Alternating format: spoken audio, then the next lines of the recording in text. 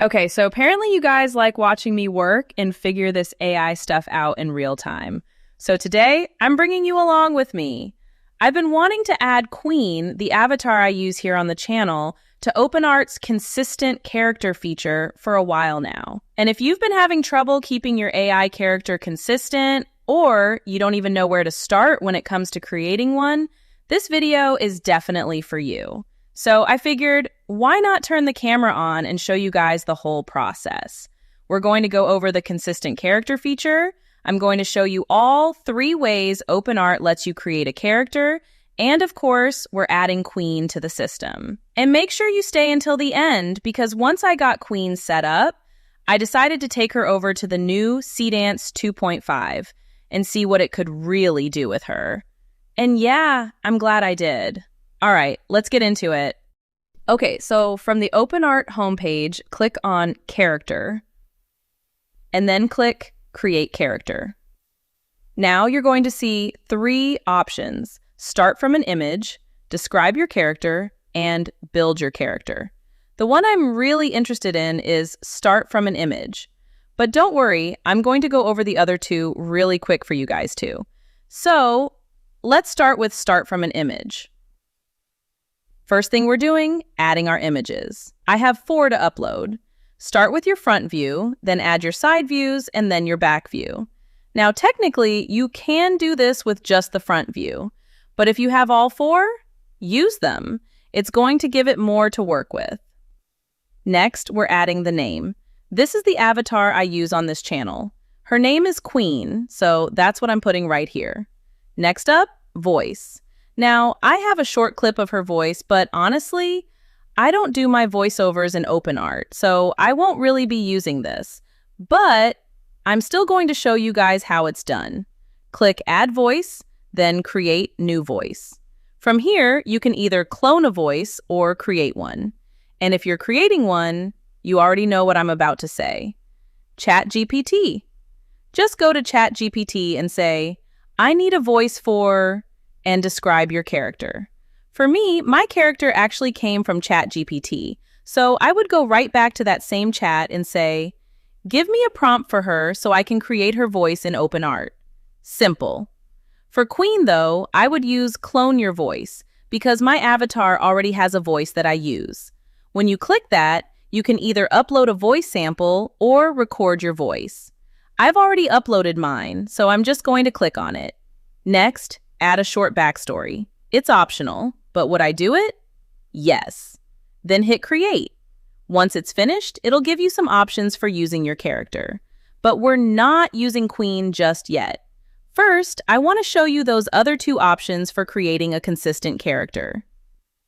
This time, let's choose Describe Your Character. And as always, ChatGPT is your friend. Go to ChatGPT, tell it exactly what you want your character to look like, and tell it to make you a prompt. Copy that prompt, paste it right here, and now you can choose your style. If you hover over each style, you'll see an example next to your mouse, so you can get an idea of what each one looks like. I'm going with 3D Pixar. Now we have 3 models to choose from. Seedream 4 is great when you just want to create. Realistic images, characters, artwork, full scenes, all of that. Seedream 4.5 takes it a little further. You're getting better details, more realism, better prompt following, and better character consistency. But Nano Banana Pro? That's my go-to when I want to edit something I've already made. Maybe I want to change the outfit, switch the background, or give my character a completely different look without changing who she is. And when it comes to realistic images, it's really good. Some people even say it's one of the best. You can generate up to 4 images, but I'm going to do 2. Click Generate. And this is what I got. Okay, cute. At the top, it looks like we can edit her or create some more. Once you find the one you want, click Set as Character. And here we go again. You'll get the same options: name, voice, backstory, then hit Create. It'll take you to that same page where you can either use your character or go back. Okay, next, Let's jump in to build a character. This is the newest option they've added, and honestly, it's super simple. First, choose the style of their outfit. I picked street. Gender, female. Ethnicity, African. Age range, young adult. Then you can add a prompt if you want some extra features. You don't have to. You could literally type something like, long wavy hair, mole under left eye. Just separate the features with commas. But me? I'm taking it to ChatGPT. Let ChatGPT make the prompt for you. Then choose how many you want to generate. You can do up to 4, but we're doing 2. Click generate.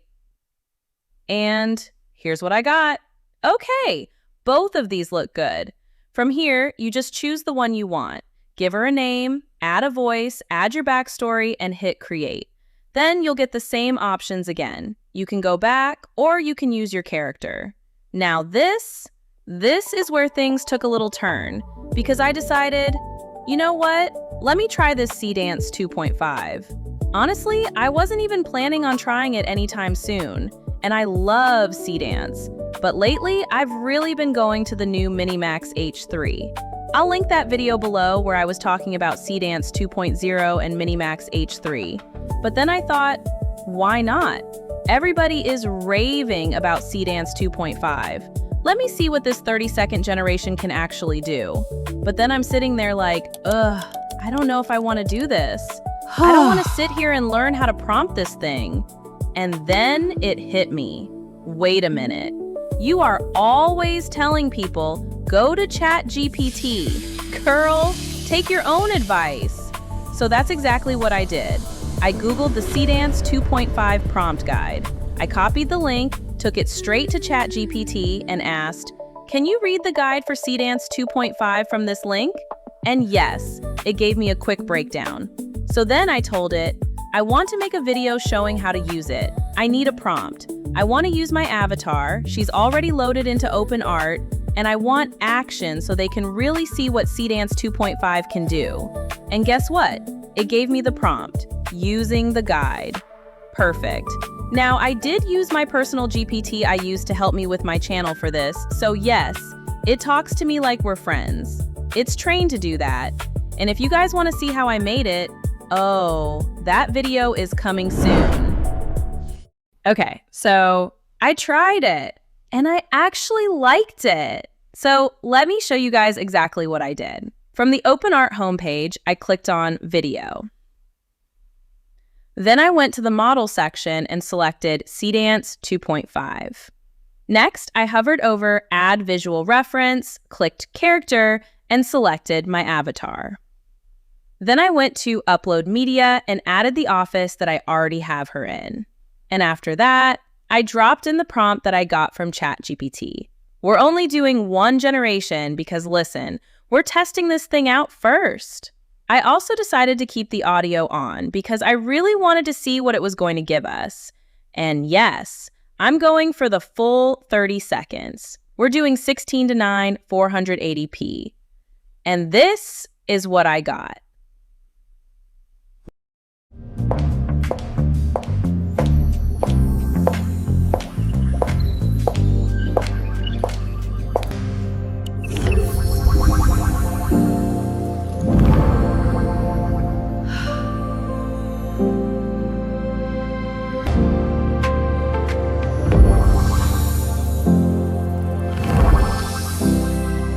Now this is what happens when AI meets imagination. Welcome to the royal side. All right, you guys, that's going to do it for this video. And honestly, I'm really glad I decided to give Seedance 2.5 a try.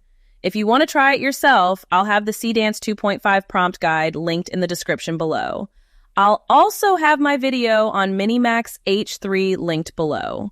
It's a cheaper alternative to Seedance, so if you want to save some money, definitely go check that video out. And listen, if you don't know how to prompt it, you already know what I'm going to say. Take it to ChatGPT. If this video helped you, make sure you like, subscribe, and I'll see you guys in the next one. And until next time, remember, learn, create, reign, the AI royal way. Bye, you guys!